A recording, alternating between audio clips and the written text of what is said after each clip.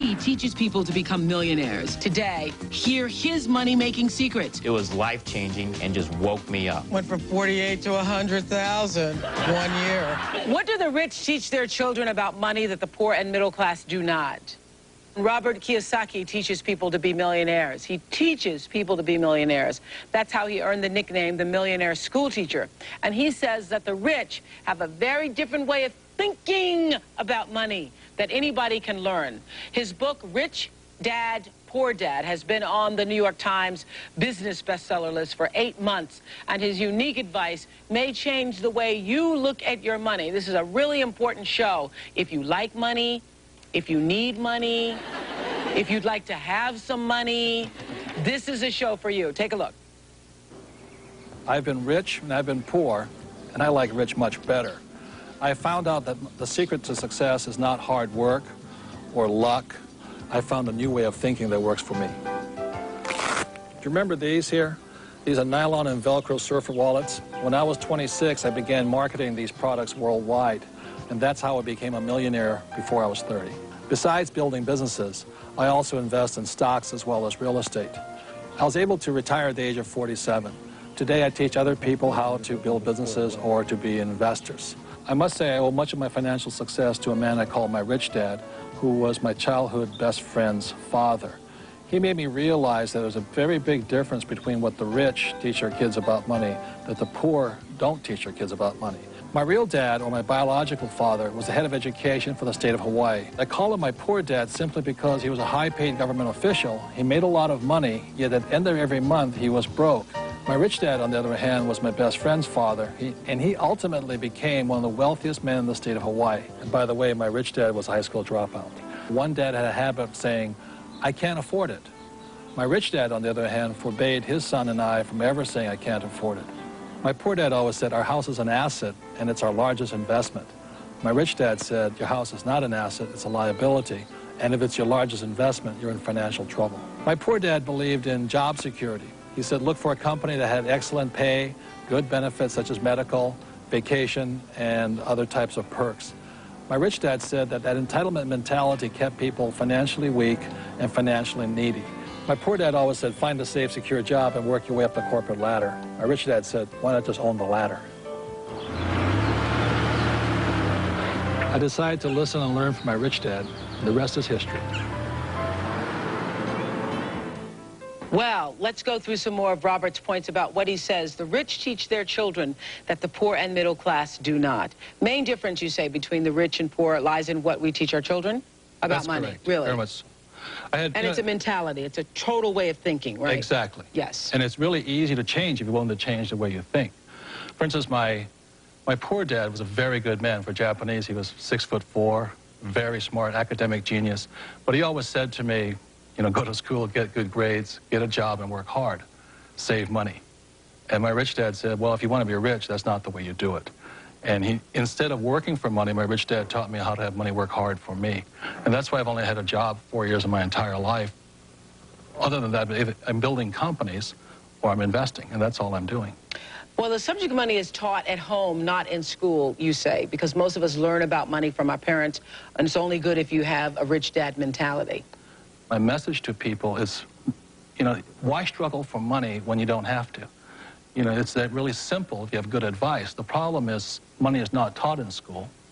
And so what we do is we oftentimes follow in our parents' footsteps. We may do different jobs, but we oftentimes follow in the same financial patterns. And my rich dad used to say, you know, he says, you can't end poverty by giving somebody money. Giving a poor person money keeps them poor longer. Yeah.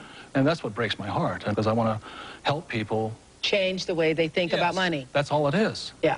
And I think one of the most important things is that I noticed between my rich dad and my poor dad was the vocabulary. My poor dad was a PhD in education, very smart man, but he had the vocabulary of a school teacher. And my rich dad had the vocabulary of a rich man. And so when I say to people, what's the first What do you mean by vocabulary? Well, I know what the word means, but right. what kind of vocabulary? Well, I sit around the dinner table and listen to both dads, and one would talk about algebra and geometry and trigonometry. Nothing that ever made me any money. And my rich dad would sit there and he'd talk about return on investment, assets, liabilities, discounted cash flows, etc. And a lot of people use, you know, what you just said about your house is a liability, it's not an asset. Most people think it is their biggest investment. Yes, and that's one of the biggest middle-class traps. They say, my banker says my house is an asset. And my rich dad would say, if you can read a financial statement, you'll see, you can read that your house is actually a liability. I'm not saying don't buy a house, and I like big houses, and I like the finer things of life. Just don't call a liability an asset. And what's trapping the middle class is they're buying liabilities they think are assets. I like what you say in the book, but this is interesting too, because I've always been a person who lived beneath my means. Now it's kind of hard to see, you know, it doesn't matter. But I've always been a person who, because I just was reading about how the Chevy Chevette was the worst car, one of the worst cars ever made, and I had one of those little tin cans because that was the thing that I could pay cash for and not have to, you know, pay interest and so forth. So I've always believed in living beneath the means until you could really afford to pay for stuff, mainly because I hate bills. Just hate bills. And you say one of the mistakes that middle class and poor people do is they try to look rich. So those are the first people to go buy the furs, the diamonds, the big TVs, and all the stuff, correct? Right. My rich dad called it looking good and going nowhere. Love that. Yeah. My grandmother used to call it not a pot to piss in, but anyway, that's about it. Kind of the same thing. I'm glad you said that. You heard that too. Okay, they'll edit that somewhere.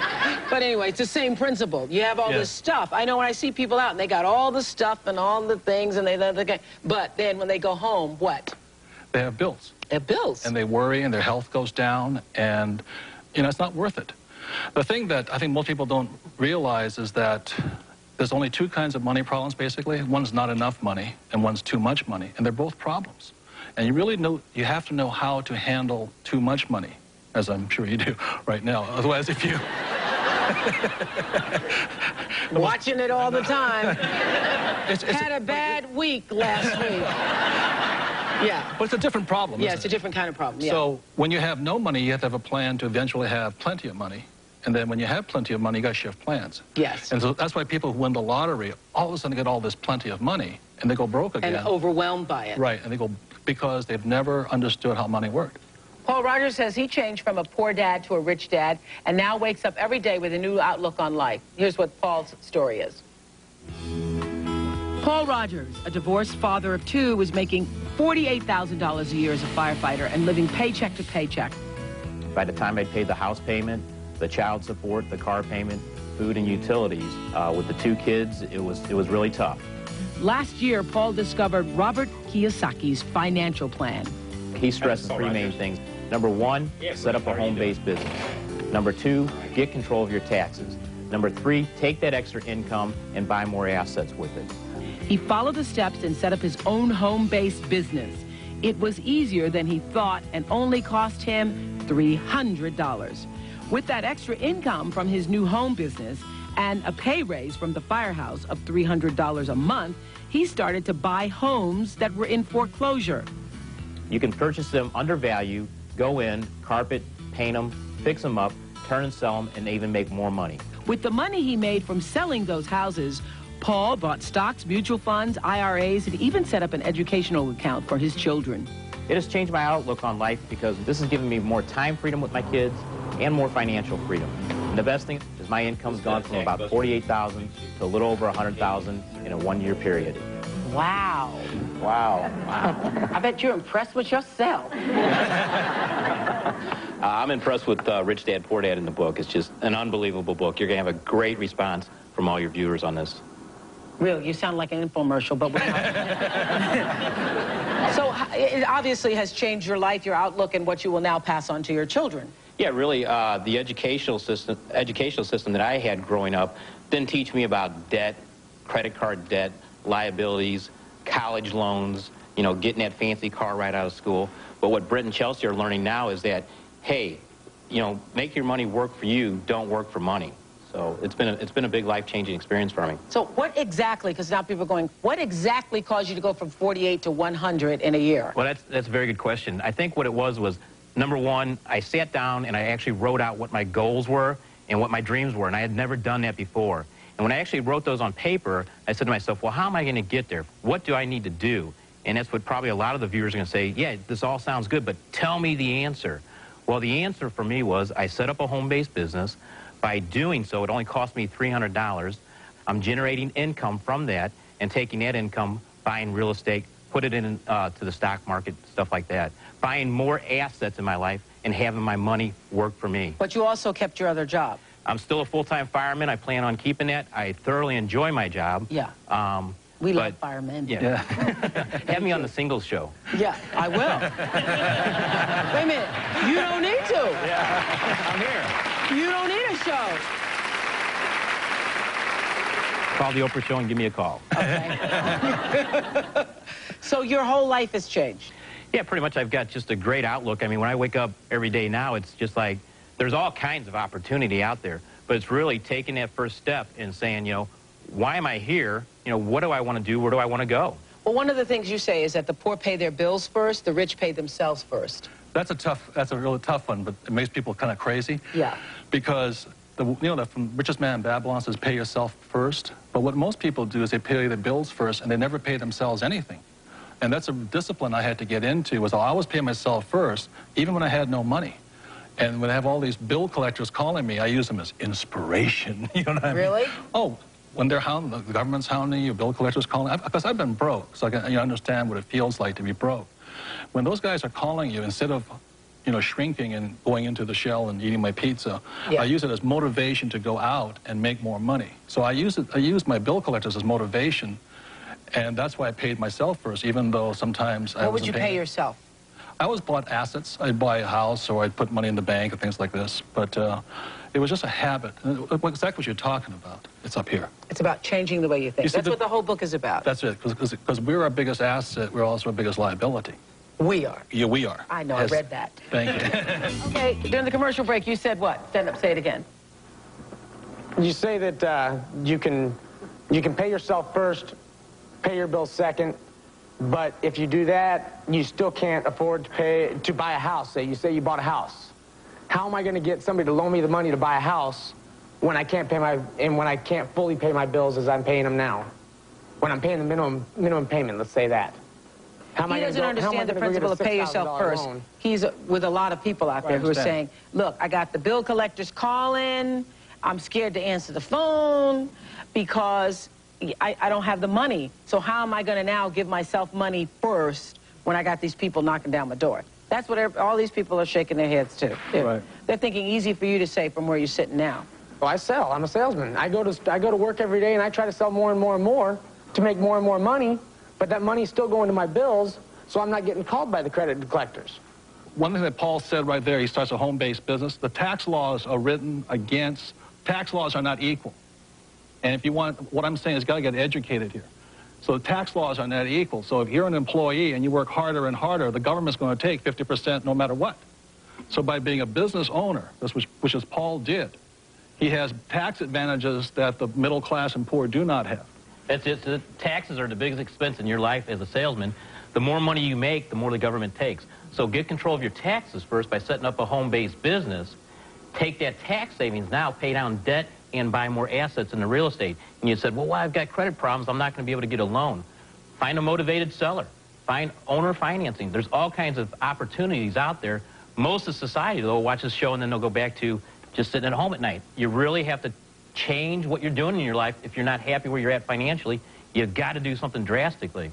Just saving money and investing is not enough. There is a complete mindset that goes on. I think that's what these people who came... Paul was saying, because we all have the mentality in this country, right. You work harder, it will pay off in the end. It does not, because the government always gets theirs. Right, and then the real estate is the least taxed income you can get. So when my wife and I were struggling, we saved $6,000, we bought that house. Thing went from $46,000 to $105,000. We had $50,000. But I think when people think of real estate, they think about the house that they would want to live in. So you start out buying something that you wouldn't necessarily want, and you use that to build more income. And that's what she did. She bought 7. Build more income. That's my idea. I want to buy a 3-flat, live in the basement, rent off the top two apartments, Good, you're thinking. Have them pay my mortgage for me. Good. But I still need to come up with the original capital to buy the place. That starts with paying yourself first. Hey, Oprah. That's what people should be teaching in school, because I swear to you, we've all been taught be responsible, pay your bills first so that the people don't, you know, call you or not harassing you and so forth. What were you going to say, Paul? I would say I was doing with the real estate what Robert's talking about, but for $300, I set up a home-based business. Anybody in this room can do that, and you're going to save money on your taxes, number one, while you're generating income on your business. Once you've got that income coming in, you can do all the real estate that you want then. So it's really just getting out there and looking at the different opportunities. $300 investment. Can't beat it.